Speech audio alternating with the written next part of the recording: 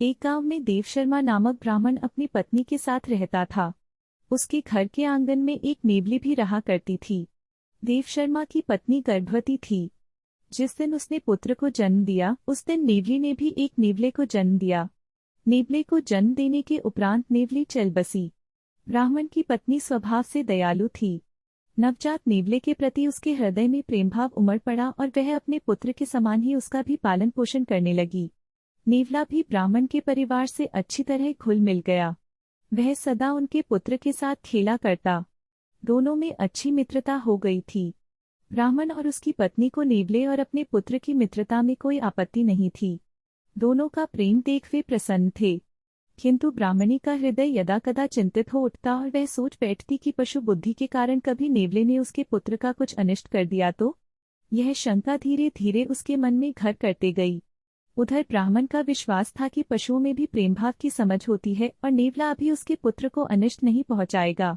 एक दिन ब्राह्मणी अपने पुत्र को एक वृक्ष की छांव में सुलाकर नदी में पानी भरने चली गई। उस समय नेवला भी वहां खेल रहा था। जाने के पूर्व वह ब्राह्मण से पुत्र का ध्यान रखने को कह गई। उसे भय था कि कहीं नेवला उसे काट न ले। ब्राह्मणी के जाने के बाद ब्राह्मण ने सोचा कि नेवला और उसके पुत्र में गहरी मित्रता है, वह उसे क्यों काटेगा, और वह भिक्षाटन करने गांव प्रस्थान कर गया। ब्राह्मण वहां से गया ही था कि वृक्ष के नीचे बने बिल से एक काला नाग निकल आया और ब्राह्मण के पुत्र की ओर बढ़ने लगा। पास ही खेल रहे नेवले की दृष्टि जब काले नाग पर पड़ी तो वह उस पर टूट पड़ा और मार डाला।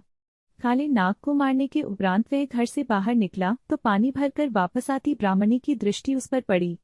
नेवले के मुंह में खून लगा हुआ था, जिसे देख ब्राह्मणी घबरा गई। उसने सोचा कि नेवला उसके पुत्र का वध करके आ रहा है। क्रोधवश अपने सिर पर उठाए घड़े को उसने नेवले पर पटक दिया और नेवले के प्राण उड़ गए। भागती हुई ब्राह्मणी जब अपने पुत्र के पास पहुंची तो उसे वृक्ष की छांव में शांति से सोते हुए पाया। पास ही काले नाग का क्षत विक्षत शरीर पड़ा हुआ था। उसे समझते देर न लगी कि उसके पुत्र की रक्षा के लिए नेवले ने काले नाग को मारा है। वह दुख और पछतावे में अपना सिर पीटने लगी। तभी ब्राह्मण भिक्षाटन वापस लौटा।